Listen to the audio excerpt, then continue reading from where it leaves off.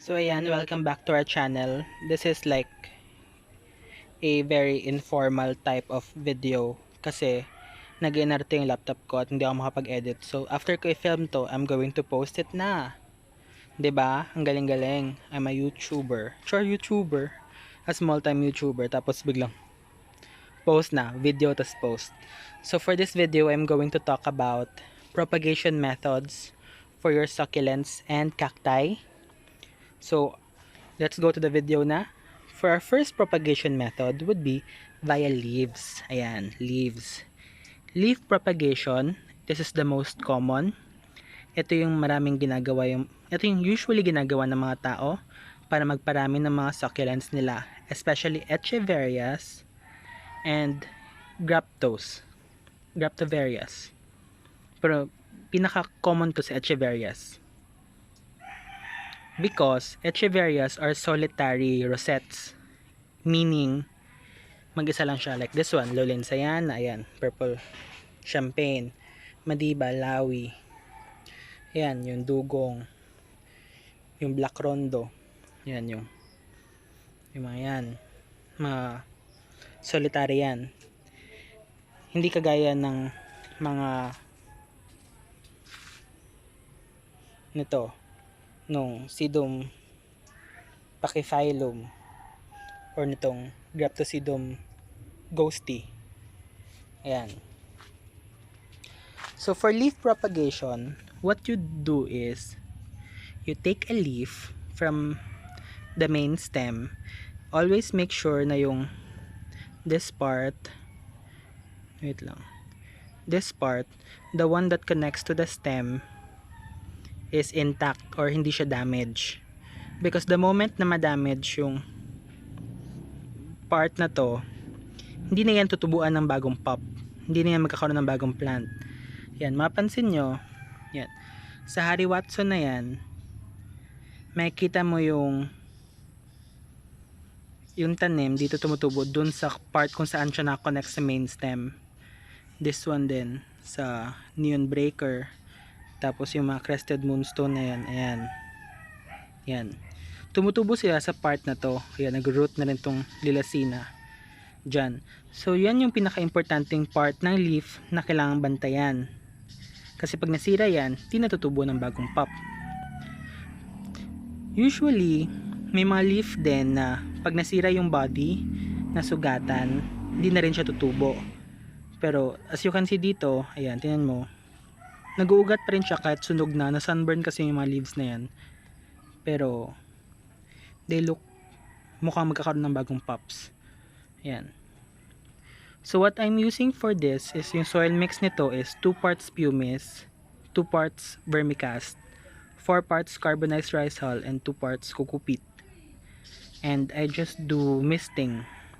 I spray them with a mist or sprayer every afternoon.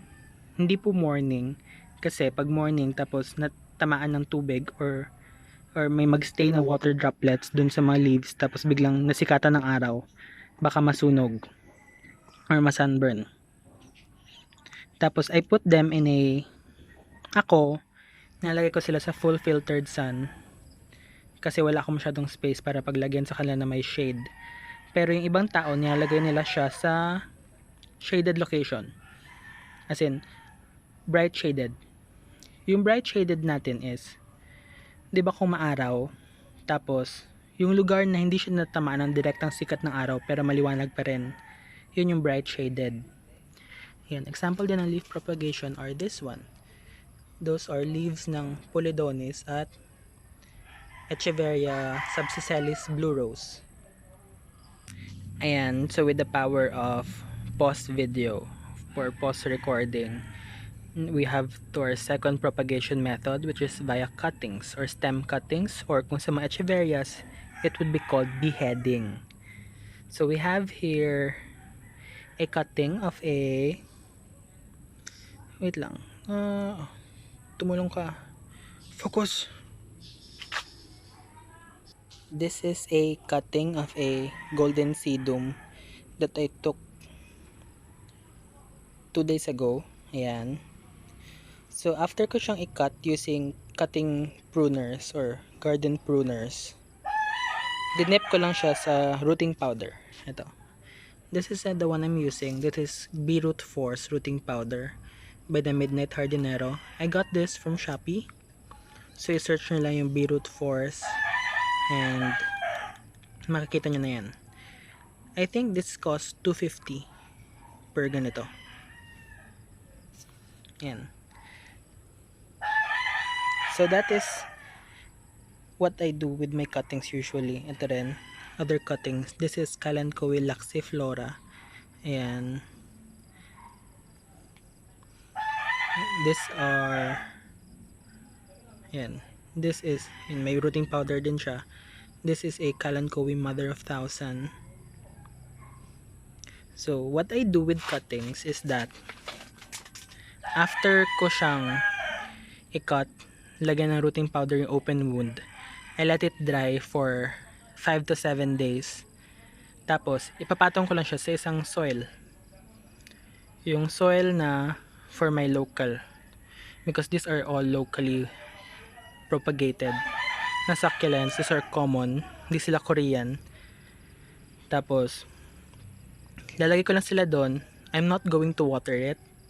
I'll wait for a week before I put water dun sa brim ng pot. Ayan, for example to, this pot, ayan, sa brim lang, sa gilid lang.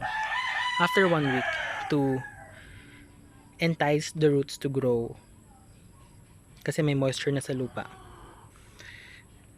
But always make sure na hindi nyo ipaplant yung mga cuttings nyo sa wet soil kahit nag-dry na siya, kahit nag-dry na yung wound or nagkalos na yung wound. Yan, kahit nagkalos na yung wound or nag-dry na, we don't recommend it planting it to wet soil kasi magra-rot pa rin siya kasi mabababad yung stem sa tubig. So that's it for cuttings. Another example would be this one. Yan. This is an Echeveria topsy-turvy that I beheaded. So ito yung crown, ito yung stem, yung stump. Ayan. The reason I binehead ko siya is dahil papalitan ko na dapat yung soil na to with a new one. Kasi ayan, kita mo, humahaba yung stem tapos hindi siya tumataba, nag-iinarte, unlike this one. This is also a topsy-turvy. That's super laki niya compare dito because of the soil mix. Pangat kasi yung soil mix na to. So I decided to remove it, tapos naiwan yung stump. So with the stump, alam ko kasing tutubo pa rin yung mga pups dun sa gilid. Ayan, dadami sila. So I decided to leave it na lang. So that's what happens when you take cuttings from your succulents. From Echeverias, dun sa stump na natira, magkakaroon ng growth of new Echeverias like this one. Yung topsy-turvy, nagkaroon ng bagong growth. So I'll wait them to grow larger, tapos i-harvest ko sila para dumami sila. Another example would be this one. Ayan, tingnan nyo, this is a stump of a Subsicelis blue rose na kinut ko. Same reason, gusto ko nang palitan yung soil kasi nag-inarte yung tanim. Ito yung cut, ito yung crown. Ayan, Subsicelis blue rose. Ayan. So that is our second method, which is via cuttings, stem cuttings kung mga graptos or sedums, and beheading when it comes to Echeverias kasi solitary head sila. Yan. So for our third method of propagating succulents, it would be via offsets or pops. Yan. Maghanap tayo dito ng tanim na may pop. Ito. We have a pop dito sa Black Prince. Ayan. Ayan, may pop siya. Ang Black Prince po ay prolific popper. Madami siya mag-anak. Kaya, hindi kayo mauubusan ng Black Prince. Pag meron na kayong established na black prince, siguradong magbibigay siya ng maraming anak sa inyo. Meron din ako dito, yan. Ito, kinunan ko siya ng anak. Ayan, anak niya yan. Ito rin. Ayan, anak niya rin yan. Yan. Marami mag-anak ang black prince. So, what I do is, pag lumaki-laki na sila, like this one, around 5 peso yung size, or 10 peso coin yung size, or diameter nung pop. Tinatanggal ko na siya, kinakat ko siya sa mother stem. Tapos, like with cuttings, dinadab ko siya sa rooting powder. Then, I'll wait for around 5 days para mag fully dry or callus yung wound. And I plant it on my soil for succulents. Another na mahilig mag-pop are cacti. Yan, this is my Gymnocalcium mihano. Yan. Ito yung pop niya. Dito siya tumutubo sa, yung tawag dito are areoles. Ayan, dyan siya sa ribs nung cacti tumutubo. Ito rin, sa Echinopsis calochlora ko, marami rin siyang pop. Dito rin, sa fishhook na mammillaria. These are leaf or flower buds. Ito yung pop. Ayan, yan. Yan yung pop. These are pops. Ito yung mother plant. Pops yan. Yung tatlo na yan. Ito, marami rin siya mag-anak. Ito yung anak niya. Ayan. 1, 2, 3. Ito pa yung iba. Nandiyan yung iba. Ayan. Ito. So, that's our third, which is via pops or offsets. So, may mga succulents na hindi marami mag-anak. At meron ding mga succulents na marami mag-anak. Yung mga marami mag-anak are topsy-turvy. Yan. Mga marami mag-anak. Topsy-turvy, black prince, rose cabbage. Yan yung mga maraming magbigay ng offsets. Yung mga madalang, sa experience ko, yan. Hercules, yung Painted Lady, Doris Taylor, andalang. Tapos yung mga Korean, madalang sila magbigay ng pops. Usually for Korean succulents, I do leaf propagation with them. And so yan yung third natin. Ay, ito pala, example din na marami mag-pop are agaves. Ayan. These are my agave potatorums from Benguet. Tapos ito yung mga pops nila. Ayan. Yan. Tapos doon naman is an agave macroacantha. May pop din siya. Tapos yun is my Lophantha quadricolor. Marami rin siya mag-pop. Ayan. So agaves, prolific popper din yung iba sa kanila. So via pop sila. I haven't tried propagating via leaves with agaves kasi mahirap tanggalin yung leaves. Wala silang parang main stem. So mahirap magtanggal ng leaves sa agave compared sa mga succulents. Yan. So that's how you propagate via offsets. What you do is you cut them. Tapos from the mother plant like this one. Example, sa agave na lang. What I do with this is aangatin ko lang siya, tapos huhugutin ko lang yung pop pag lumaki-laki na to.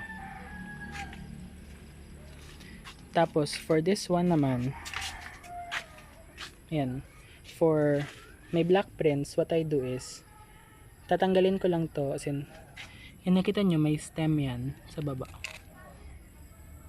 Yan, may stem yan, may stem. Puputulin ko lang yan, tapos I'll wait it to dry. Tapos iba-plant ko rin. Ganun remove ng pops or mag-harvest ng pops or offset sa mga succulents. Ayan. So let's move on to the last method. Ayan. So ang last method natin for propagating succulents, or for in this case cacti, is via seeds. So ayan. Tingnan natin. Ayan. These are my sown seed, yung mga seeds na pinatubo ko. I got the seeds from a local collector dito sa Aklan. So yan, yung mga seeds. These are Astrophytum.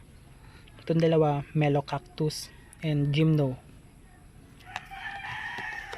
Yan, dito rin. Yan, puro Astrophytum yan. Yan, mga seeds. These have been sown for about 1.5 months na. And I'll wait more, mga around another 2 months before I repot them into separate pots. So ayan. So this is our fourth method of propagating succulents or cacti via seeds. So ayan. So recap lang tayo. When it comes to propagating succulents, we have 4 methods. Our first one would be via leaf propagation. Our second one would be via cuttings. Ayan, cuttings. Tapos yung third one is via pops and offsets. Ayan, mga ito. Pops and offsets. Tapos yung fourth one is via seeds. Ayan. So, when it comes to those methods, maraming iba't ibang advantages yung each propagating method. For me, yung pinaka-successful for me is via leaf propagation. Tapos sumunod is yung via cuttings. Kasi hindi naman kasi lahat ng mga succulents nagpa-pop o nagkakaroon ng offsets. At hindi naman lahat mahilig mag-anak. Kaya parang paswertihan lang yon. Sa seeds naman, never ako nagkaroon ng success when it comes to succulents or lithops. Pero via cacti, ayun, nakita nyo kanina, medyo maswerte ako sa cacti. So cacti yung seeds yung main ko na propagating method kung cacti. Tapos yung pops na yan, ayan, for my mother Gymno, medyo ano lang, paswerte-swerte. Yan. So that's it. Straight video na to, wala nang edit-edit. And if after ko tong i-end, I'm going to post it na. So I hope you learned something from this video, or informal vlog na lang yung tawag natin. So for this vlog, I hope you learned something and sana may natutunan kayo. And if you like this video or vlog, please give a thumbs up. Tapos please also consider subscribing to my channel. And by the way, a very important tip, very important when it comes to propagating via cuttings or when you're harvesting offsets from your echeverias, always make sure to disinfect your cutters or your pruners. Ayan. This is a cutter and alcohol. What I do is I douse it with alcohol. Yung ito, yung ginagamit na pang-cut. To make sure na sterilize siya or disinfected siya to prevent cross-contamination or contamination of the plant. Kasi baka kasi yung isang plant na kinat nyo may sakit. Tapos dahil hindi nyo siya hinugasan or hindi nyo siya disinfect, yung sakit na yun kakalat sa ibang plant nyo, gugupitin nyo rin. So make sure to always disinfect your cutters. Ayan. So wala na yun. So ito pala, konting update. Ito, kung nanood kayo ng ibang vlog ko, ito yung purple champagne ko, biglang umaangat na yung leaves niya dahil everyday na siyang naarawan. Ito yung lawlinsayan ako, medyo nag-arte-arte pa, kaya wag muna. Ayan. So once again, this is Nick. I'm a succulent rookie. I hope you learned something from this video. So thank you for watching and goodbye.